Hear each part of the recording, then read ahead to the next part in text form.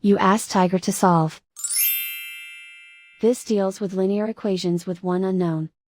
The final result is A equals 1. Let's solve it step by step.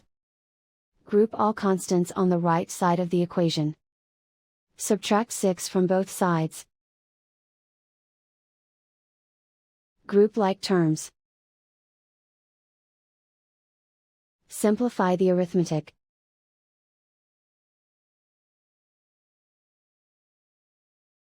Isolate the A. Divide both sides by -5. Cancel out the negatives. Simplify the fraction. Cancel out the negatives. Simplify the fraction.